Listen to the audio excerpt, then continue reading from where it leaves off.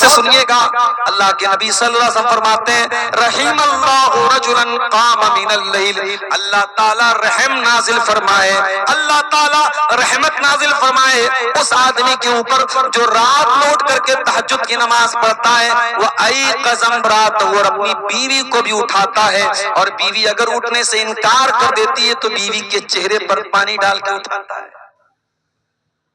ہمت بیوی کے چہرے پہ پانی ڈالنے کی؟ کہیں ایسا نہ ہو کہ ادھر آپ پانی ڈالیں اور ادھر بیوی لات مار دیں۔ بھائی آج کل یہ بھی تو ہو رہا ہے، بیوی سے پنگا لینے کی کس میں ہمت ہے بھائی؟ دنیا میں سب سے پنگا لے سکتے، بیوی سے نہیں لے سکتے۔ وہ ایک لطیفہ ہے، ایک آدمی کی بیوی بہت شک کرتی تھی اس کے اوپر، بڑا پریشان رہتا تھا، مہینے میں 2-4 دن مائکے جاتی تھی، اس میں بھی فون پر فون کرتی رہتی تھی، کہاں ہیں آپ، کیا کر رہے ہیں آپ؟ ڈر تھا کہ کہیں کسی دوسری عورت کے ساتھ تو نہیں ہے۔ ایک مرتبہ مائکے گئی، بچے کو چھوڑ کے گئی تھی، بچہ بھی چھوڑ کے گئی تھی کہ نظر رکھے اپنے باپ کے اوپر۔ مائکے جا کے فون کر رہی ہے شوہر کو، کہاں ہیں آپ؟ شوہر کہہ رہا کہاں رہوں گا، گھر پر ہوں بھائی، تمہاری اجازت کے بغیر کہاں جا سکتا ہوں؟ کہا اچھا گھر پہ ہو، جاؤ کچن میں جاؤ، کچن میں جاؤ اور مکسر کی آواز مجھے سنا کر کے بتاؤ کہ تم گھر میں ہو۔ شوہر نے مکسر کی آواز سنا دی، گھر کی آواز آئی، بیوی نے کہا اچھا چلو بھائی تسلی ہو گئی۔ دوسرے دن پھر فون کیا بیوی نے، کہاں ہیں آپ؟ شوہر نے کہا ارے بیگم میں کہاں رہوں گا، گھر پر ہوں۔ چلیے مکسر کی آواز سنائیے۔ شوہر نے پھر مکسر چالو کر کے سنا دیا، گھر کی آواز آئی۔ تیسرے دن بیوی نے کہا اتنا شریف میرا شوہر کب سے ہو گیا، روزانہ میں فون کر رہی ہوں مجھے مکسر کی آواز سنا دے رہا ہے۔ تیسرے دن بیوی سرپرائز دینے کے لیے اچانک گھر میں آ گئی۔ گھر میں آئی تو شوہر غائب، بچہ کھیل رہا تھا، بچے سے پوچھا رہے تیرا باپ کہاں ہے؟ کہا وہ تو مکسر لے کے غائب ہے 2 دن سے۔ تو کہتے ہیں کہ اگر شوہر سے بیوی شیر ہے تو شوہر 1.25 شیر بھی بن سکتا ہے بھائی۔ تمہیں سارا دماغ تمہیں کو ہے تھوڑی، ہم کو بھی تو تھوڑا بہت دماغ ہے۔ تو آپ یہ یاد رکھیے میرے پیارے ساتھیوں کہ گھر کے اندر جب تک ایک نیک گھر والی نہیں آئے گی، گھر کا ماحول اچھا نہیں ہو سکتا ہے۔ اللہ کے نبی فرماتے ہیں اللہ تعالیٰ رحمت نازل فرمائے اس آدمی کے اوپر جو رات لوٹ کر کے تہجد کی نماز پڑھتا اور اپنی بیوی کو بھی اٹھاتا ہے۔ وَرَحِمَ اللَّهُ امْرَأَةً قَامَتْ مِنَ اللَّيْلِ، اور اللہ تعالیٰ ایسی عورت کے اوپر رحمت نازل فرمائے جو رات لوٹ کر کے تہجد کی نماز پڑھتی ہے۔ وَأَيْقَظَتْ زَوْجَهَا، اور اپنے شوہر کو بھی اٹھاتی ہے، اور شوہر اگر انکار کر دے تو شوہر کے چہرے پر پانی چھڑک کر کے اٹھاتی ہے۔ یہ ہوتے ہیں بہترین کپل، ایک دوسرے کا تعاون کرے دین کے سلسلے میں۔ اسی لیے اللہ کے نبی فرماتے ہیں لِيَتَّخِذْ أَحَدُكُمْ قَلْبًا شَاكِرًا، 3 چیزوں کو بیلنس بنا لو، 3 چیزوں کو خزانہ بنا لو، 3 چیزوں کو اسٹور کر لو، 3 چیزوں کو اپنے گھر میں لے کے آ جاؤ۔ قلبًا شاکرا، اپنے سینے میں ایسا دل لے کر کے آؤ جو اللہ تعالیٰ کا شکریہ ادا کرنے والا ہو۔ وَلِسَانًا ذَاکِرًا، اور اپنے منہ میں ایسی زبان لے کر کے آؤ جو اللہ تعالیٰ کا ذکر کرنے والی ہو۔ وَزَوْجَةً مُؤْمِنَةً تُعِينُهُ عَلَىٰ أَمْرِ الْآخِرَةِ، اور ایسی دیندار بیوی لے کے آؤ جو آخرت کے کاموں میں، دین کے کاموں میں آپ کی مدد کرے۔ ایسی بیوی اگر آپ کے گھر میں آ جائے گی، گھر کو جنت بنا دے گی۔ اور آگے بڑھیے، گھر کو اگر جنت بنانا ہے تو بہت ضروری کام کیا کرنا ہے ہم کو؟ گھر کو اللہ کے ذکر سے آباد کرنا ہے۔ مسلمان کا گھر ہے، صبح بھی موبائل پر گانے بج رہے ہیں، شام کو بھی گانے بج رہے ہیں، بستر پہ جانے کے پہلے بھی میوزک بج رہا ہے۔ مسلمان کا گھر ہے، 24 گھنٹے میں کوئی ایک مرتبہ اللہ کا نام لینے والا نہیں ہے۔ نیتاؤں کے بھاشن تو سنے جا رہے ہیں، راجنیتاؤں کی تقریریں تو بجائی جا رہی ہیں، اللہ رسول کی باتیں گھر میں کوئی سننے والا نہیں ہے۔ گاؤں میں جلسہ ہوتا ہے، اس گھر کا کوئی آدمی جلسے میں جانے کو تیار نہیں ہے۔ تقریروں سے بور ہونے والا پریوار ہے، نہ شوہر کو تقریروں سے انٹرسٹ ہے، نہ بیوی کو تقریروں سے انٹرسٹ ہے۔ ایک آدمی گھر میں اللہ کا ذکر کرنے والا، اللہ کا نام لینے والا تک نہ۔ میرے پیارے بھائیو، ایسے گھر کو اللہ کے نبی نے مردہ قرار دیا۔ آپ نے فرمایا مثل البیت یذکر اللہ فیہ والبیت الذی لا یذکر اللہ فیہ، جس گھر میں اللہ کا نام لیا جائے وہ گھر زندہ ہے، اور جس گھر میں اللہ کا نام نہ لیا جائے وہ گھر مردہ ہے، وہ گھر مردہ ہے۔ اللہ کے نبی نے اس کو مردہ قرار دیا ہے۔ اپنے گھر کو زندہ کرو میرے بھائیوں، اللہ کے ذکر سے آباد کرو۔ بہت آسان طریقہ بتا دیتا ہوں، جب بھی گھر میں داخل ہوا کرو بسم اللہ پڑھ کے داخل ہوا کرو، اور جب گھر کے باہر نکلا کرو بسم اللہ توکلت علی اللہ لا حول ولا قوت الا باللہ پڑھ لیا کرو۔ کیا فائدہ ہوگا مولوی صاحب؟ آئیے میں فائدہ بھی بتا دیتا ہوں۔ صحیح مسلم کی روایت ہے، اللہ کے پیارے رسول فرماتے ہیں جب انسان گھر میں داخل ہونے کے ٹائم بسم اللہ پڑھتا ہے تو شیطان بھاگ جاتا ہے اور کہتا ہے لا مبیت لکم ہاہنا، یہ تو بسم اللہ پڑھ کے گھر میں آیا ہے، اب یہاں پہ رات گزارنے کا موقع نہیں ملے گا۔ جب انسان رات میں ڈنر کرنے کے ٹائم، کھانا کھانے کے ٹائم اللہ کا نام لیتا ہے، بسم اللہ پڑھتا ہے، تو شیطان کہتا ہے لا مبیت لکم ولا عشاء ہاہنا، نہ تو یہاں پہ رات گزارنے کا موقع ملے گا نہ ڈنر کرنے کا موقع ملے گا۔ جب آپ کھانے پر بسم اللہ نہیں پڑھتے ہیں تو آپ کے کھانے کو شیطان بھی کھاتا ہے، کھانے کی برکت ختم ہو جاتی ہے۔ تو گھر میں جب داخل ہوں تب بسم اللہ پڑھیں، اور جب کھانا کھانے لگے تب بسم اللہ پڑھیں۔ اور جب رات ہو جائے، مغرب کی اذان ہو جائے تو اللہ کے نبی نے فرمایا جب سورج ڈوب جائے، جب مغرب کا ٹائم ہو جائے فَكُفُّوا صِبْيَانَكُمْ، تو اپنے چھوٹے بچوں کو گھر کے اندر لے آؤ، مغرب کے ٹائم اپنے چھوٹے بچوں کو باہر مت بھیجو، فَإِنَّ الشَّيَاطِينَ تَنْتَشِرُ حِينَئِذٍ، اس وقت شیطان گھومتے رہتے ہیں۔ مغرب کے ٹائم اپنے بچوں کو باہر مت بھیجیے، سورج ڈوبنے کے ٹائم۔ اور آپ نے آگے فرمایا جب رات میں چراغ کی بتی بجھاؤ تو بسم اللہ پڑھ کے بجھاؤ، برتن کو کھلا مت رکھو، برتن کو ڈھانپ دو، بسم اللہ پڑھ کے ڈھانپ دو، دروازے کی کنڈی لگاؤ تو بسم اللہ پڑھ کے کنڈی لگاؤ، اس لیے کہ جو اللہ کے نام سے جو چیز کلوز کر دی جائے، جو چیز بند کر دی جائے، شیطان اس کو اوپن نہیں کر سکتا، شیطان اس کو کھول نہیں سکتا۔ اللہ کا نام لے کے آپ دروازے کو بند کیجیے۔ یہ بہت آسان طریقہ میں نے آپ کو بتایا ہے اللہ کے ذکر سے گھر کو آباد کرنے کا۔ اور جب آپ گھر کے باہر نکلیں بسم اللہ توکلت علی اللہ لا حول ولا قوت الا باللہ پڑھ لیں۔ یہ دعا جب آپ پڑھ کے نکلیں گے شیطان آپ کے قریب نہیں آئے گا، فرشتہ آپ کی حفاظت کرے گا، فرشتہ آپ سے کہے گا قد وقیتا، آپ کو اللہ تعالیٰ کی طرف سے بچا لیا گیا۔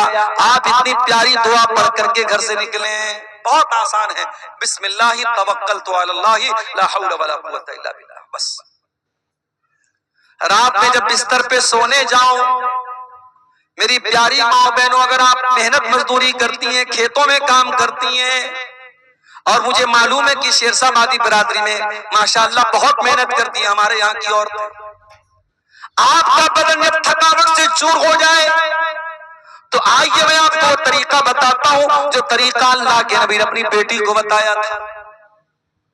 کیا طریقہ بتایا تھا؟ حضرت فاطمہ چکی چلاتی تھی، ان کے ہاتھوں میں چھالے پڑ گئے تھے، حضرت علی بھی بہت محنت کرتے تھے، دونوں شوہر بیوی اللہ کے نبی کے پاس آئے، حضرت علی نے کہا اے اللہ کے نبی میں اتنی محنت کر رہا ہوں، حتی اشتکیت صدری، میرے سینے میں درد ہونے لگا ہے۔ حضرت فاطمہ نے کہا ابا جان آپ کی بیٹی چکی چلا چلا کے اس حالت کو پہنچ چکی ہے، حتی مجلت یدایا، میرے ہاتھوں میں چھالے پڑ گئے ہیں، اے ابا جان مجھے پتا چلا ہے آپ کے پاس کچھ غلام آئے ہیں، ہو سکے تو اپنی بیٹی اور داماد کو کچھ غلام دے دیجیے۔ نبی نے نہ بیٹی کو کوئی غلام دیا نہ داماد کو کوئی غلام دیا، کیا فرمایا آپ نے لا اوتی کو ماں، اے میری بیٹی فاطمہ، اے میرے داماد علی، میں تم دونوں کو غلام نہیں دے سکتا، میں تم دونوں کو کوئی غلام نہیں دے سکتا، کیونکہ میرے جو مسجد کے اندر جو دین سیکھنے والے صاحب آئے، اصحاب صفہ ہیں، جو دین کے اسٹوڈنٹس ہیں، ان کے پاس کھانے کو اناج نہیں ہے، ان کے پاس کھانے کو کھانا نہیں ہے، ان کے پاس تن ڈھانپنے کو کپڑا نہیں ہے۔ اے علی، اے فاطمہ، جب تک میں ان کی ضرورت کو پوری نہ کر دوں میں تم کو وہ خادم غلام نہیں دے سکتا۔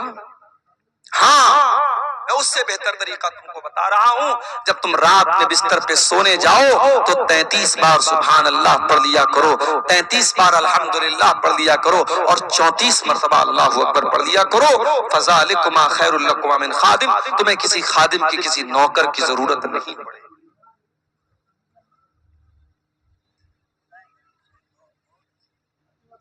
میرے بھائیوں، نبی نے اپنی بیٹی اور داماد کو پریشانی کے باوجود غلام نہیں دیا، نبی نے تسبیح سکھائی ہے، اور حضرت علی کہتے ہیں کہ یہ تسبیح جس دن سے نبی نے مجھ کو سکھائی ہے، اس دن سے لے کر کے جب تک میں زندہ ہوں یہ تسبیح کبھی میں نے چھوڑی نہیں ہے۔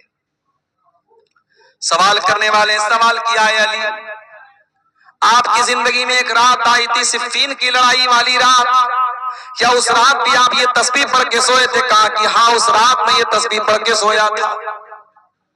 میرے پیارے بھائیوں، صحابہ کرام 2-2 گھنٹے تقریریں نہیں سنتے تھے، ہاں جو سنتے تھے عمل کرتے تھے۔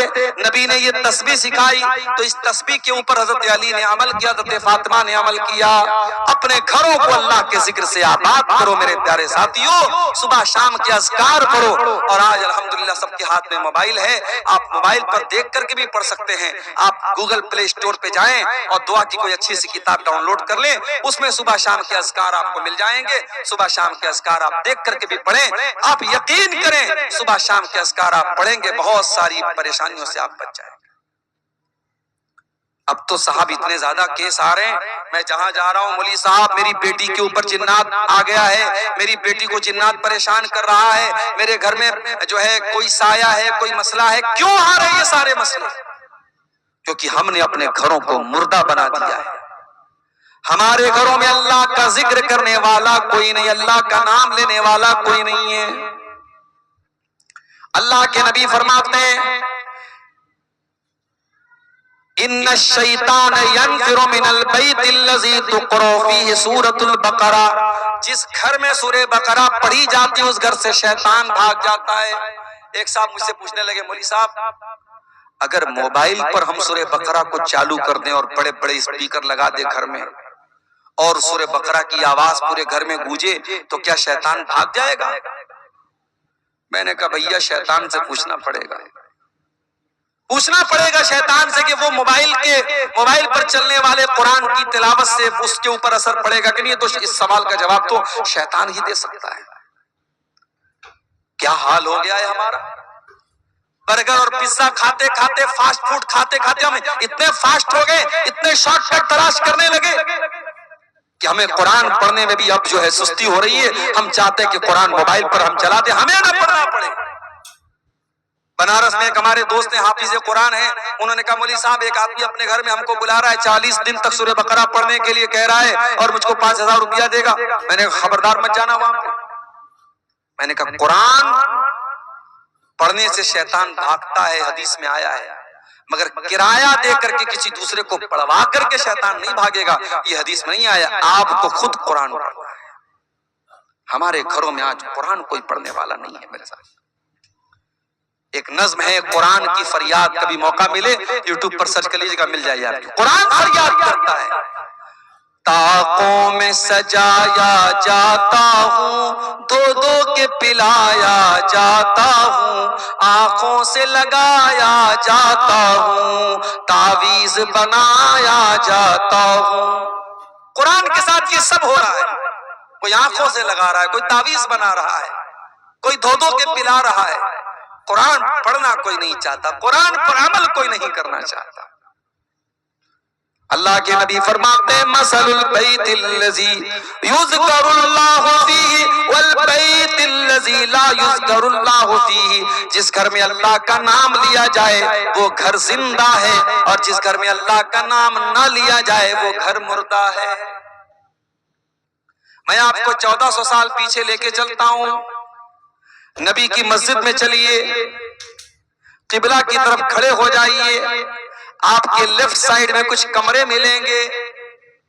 یہ چھوٹے چھوٹے کمرے ہیں، مٹی کا فرش ہے، کچی اینٹوں کی دیوار ہے، اور کھجور کے تنے کا پلر ہے، اور کھجور کی ٹہنیوں کا چھپر ہے. ان کمروں میں ٹائلز نہیں لگا ہے، ان کمروں میں ماربل نہیں لگا ہے، ان کمروں میں سیمنٹ کی دیوار نہیں ہے، ان کمروں میں کوئی پینٹ نہیں ہوا ہے، مگر اللہ کی قسم یہ کمرے بڑے برکت والے ہیں. ان کمروں میں جناب محمد رسول اللہ صلی اللہ علیہ وسلم رہتے ہیں، ان کمروں میں اس امت کی مائیں رہتی ہیں، ان کمروں میں نبی اکرم کی بیویاں رہتی ہیں.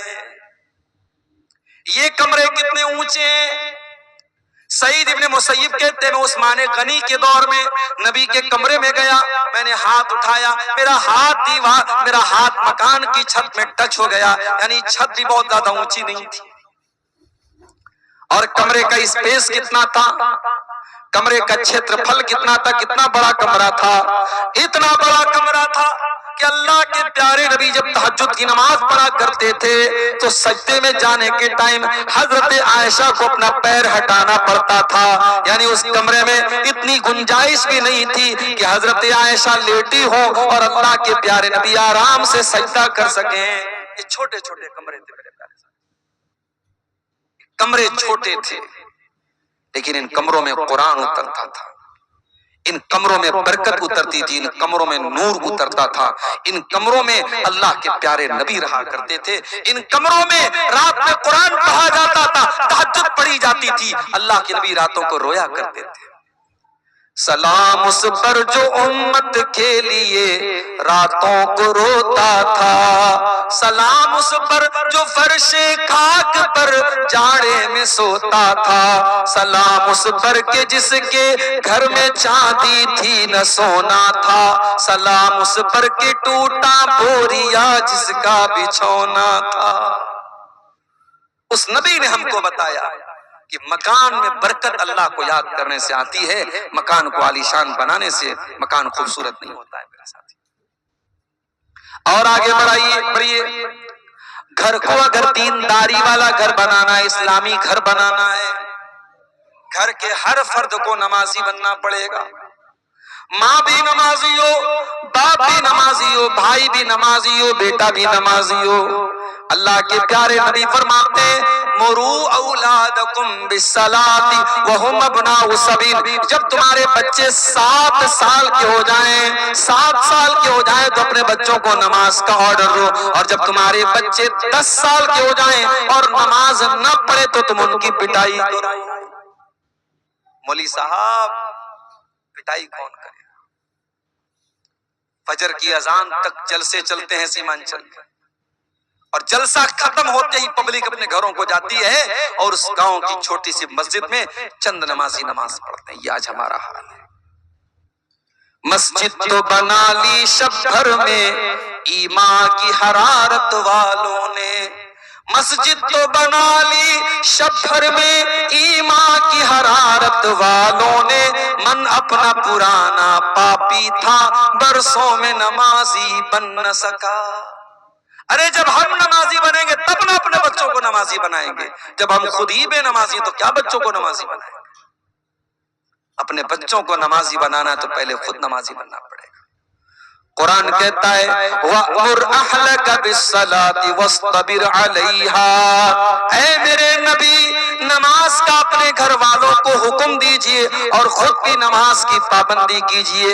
لا نسألک رزقا، اور اے نماز پڑھنے والے تیری نماز سے تیری روزی روٹی پر کوئی فرق نہیں پڑے گا، تیری روزی میں کوئی کمی نہیں آئے گی.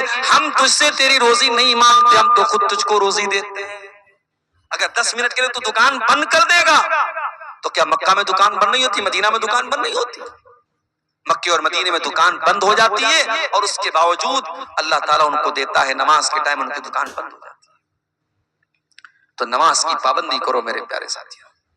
قرآن کہتا ہے وَاذْكُرْ فِي الْكِتَابِ اسماعیل، اور یاد کرو کتاب میں قرآن میں اسماعیل کو، اِنَّهُ كَانَ صَادِقَ الْوَعْدِ وکان رسولا نبیا، اسماعیل اللہ کے سچے نبی تھے، وکان یأمر اہلہ بالصلاۃ، اور اسماعیل اپنے گھر والوں کو نماز کا حکم دیا کرتے تھے۔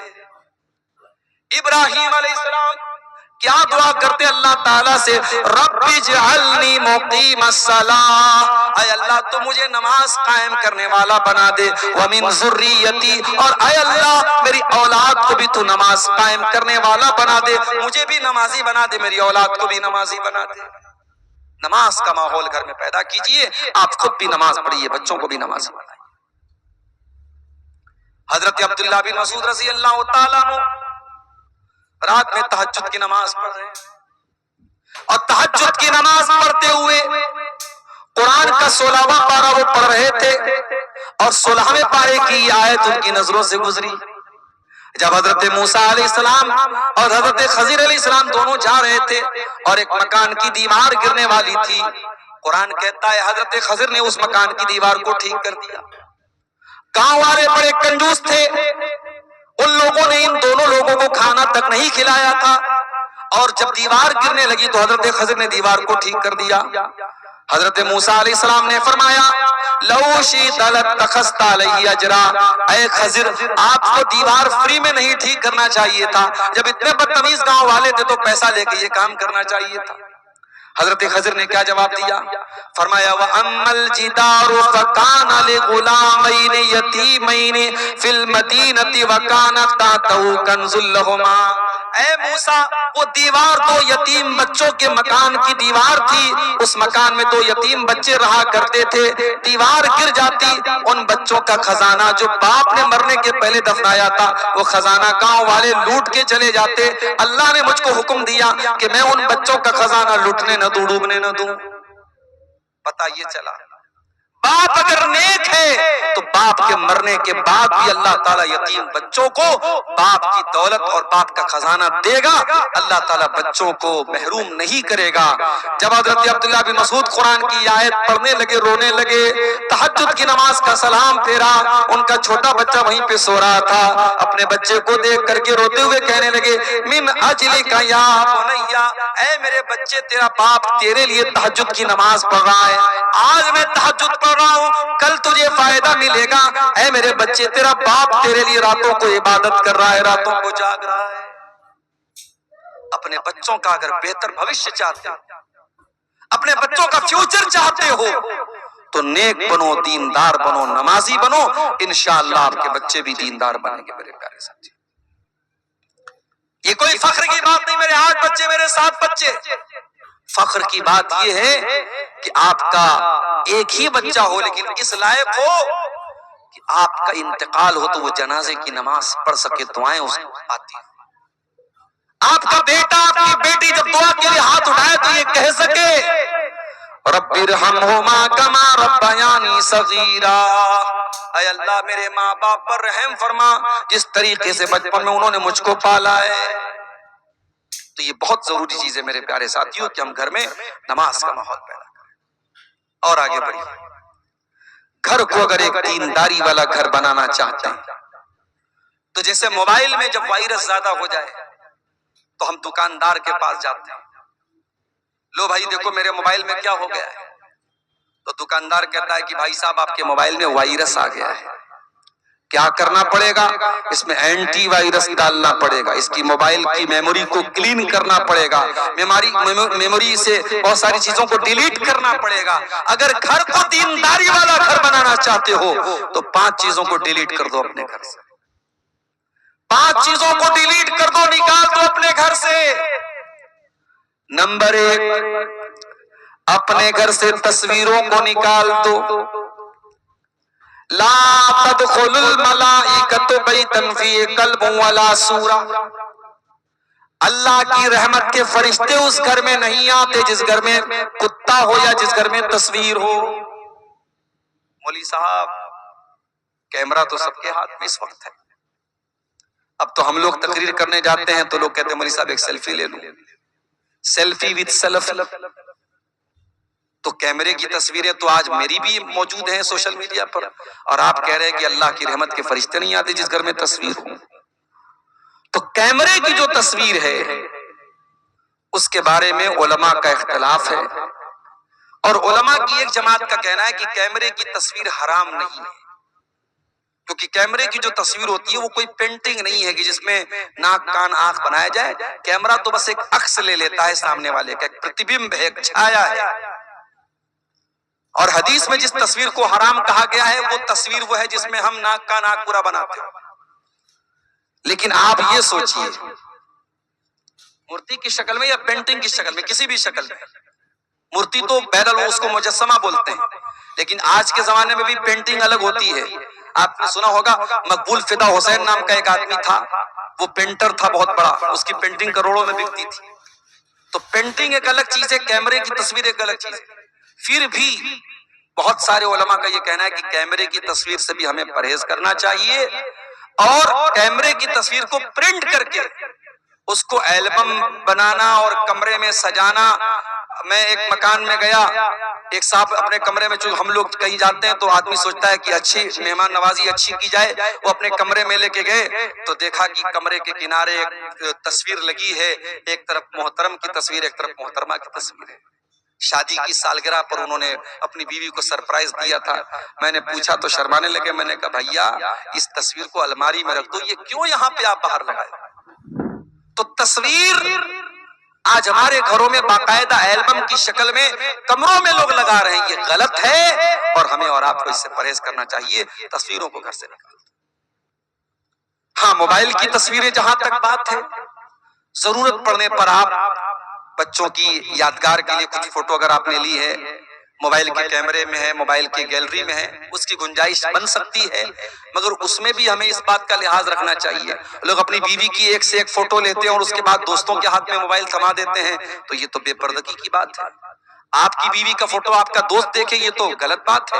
اس لیے ہمیں اور آپ کو اگر کیمرے میں ہمارے موبائل میں پرسنل تصویریں، ہماری بیوی کی تصویریں ہیں، جوان بیٹے کی تصویریں ہیں، گھر کی عورتوں کی تصویریں ہیں، تو ان کو ہمیں بہت احتیاط کے ساتھ یوز کرنا چاہیے کہ کہیں بے پردگی نہ. دوسری چیز جس کو گھر سے نکالنا ہے، گھر کے اندر کوئی تعویذ نہیں ہونا چاہیے. بعض گھروں میں آپ داخل ہوئیے، مکان میں داخل ہونے کے ساتھ ساتھ ہی ایک پرچی لٹکی رہتی ہے، اس پہ لکھا رہتا دکان اور مکان کی خیر و برکت کے لیے، اور نیچے الٹی سیدھی گنتیاں لکھی رہتی ہیں 420 9211. دیکھا کہ نہیں آپ نے؟ کہیں دکانوں پہ لگا رہتا ہے، مکان پہ لکھا رہتا ہے. مجھے یہ بات سمجھ میں نہیں آتی کہ یہ گنتی لکھنے سے شیطان کیسے بھاگے. بھئی آپ دنیا میں کسی کا نام لینے کے بجائے گنتی لے کے بلائیں. اے بھئی 72 ادھر آؤ، اے بھئی 78 ادھر آؤ. ناراض ہو جائے گا، بھئی میرا نام 72 تھوڑی ہے. آپ بسم اللہ الرحمن الرحیم کے بجائے 786 لکھ رہے ہیں. آپ محمد صلی اللہ علیہ وسلم کے بجائے 92 لکھ رہے ہیں. آپ نے گنتی بنا کے رکھی ہے. یہ اسلام کا تصور نہیں ہے میرے پیارے ساتھیوں. اور یہ بھی سن لیجیے کہ گھر میں قرآن کی آیتوں کو لٹکانے سے بھی برکت نہیں آئے گی. ڈاکٹر آپ کو دوا دیتا ہے پینے کے لیے، گھر میں آپ آنے کے بعد سیرپ کو گلے میں نہیں لٹکاتے، ٹیبلٹ کو گلے میں نہیں لٹکاتے، ٹیبلٹ کو پیتے ہیں، سیرپ کو پیتے ہیں. اسی طریقے سے قرآن کو پڑھنے سے شفا ملتی ہے، قرآن کو پڑھنے سے برکت آتی ہے، قرآن لٹکانے سے برکت نہیں آتی ہے. بڑا سخت فتویٰ ہے علماء کا. بعض لوگ کیا کرتے ہیں، مکان کے دروازے میں بڑے بڑے اچھروں میں لکھتے ہیں ھذا من فضل ربی. حرام کمائی کے پیسہ سے گھر بنائے اور ھذا من فضل ربی لکھتے ہو، بےہودہ ہے. سود بیاج کے پیسے سے مکان بنایا ہے اور سامنے کیا لکھا ھذا من فضل ربی. تیرے ھذا من فضل ربی لکھنے سے تیرا مکان ٹھیک ہو جائے گا. اور گھر میں لوگ ڈیکوریشن کے لیے آیت الکرسی لگا رہے ہیں، لا الہ الا اللہ محمد رسول اللہ لکھ رہے ہیں. نہیں لکھنا چاہیے. علماء نے منع کیا ہے کہ قرآن کی آیتیں ڈیکوریشن کے لیے نہیں اتری ہیں، گھر کو سجانے کے لیے نہیں اتری. ہاں، اگر کوئی آیت الکرسی گھر میں اس لیے لگاتا ہے کہ ہم کو آیت الکرسی یاد ہو جائے یا ہم کو بار بار نظر پڑے، ہمیں یاد آتی رہے، ہم پڑھتے رہیں، تو تعلیم کے لیے گھر میں لٹکا سکتے ہیں. برکت کے لیے یا ڈیکوریشن کے لیے گھر میں قرآن کی آیتوں کو بھی لٹکانا صحیح نہیں ہے. تو گھر سے تعویذ کو بھی نکال دو میرے پیارے ساتھی. تیسری چیز جو گھر سے نکالنا ہے، گانے بجانے کے آلات کو گھر سے نکال دو.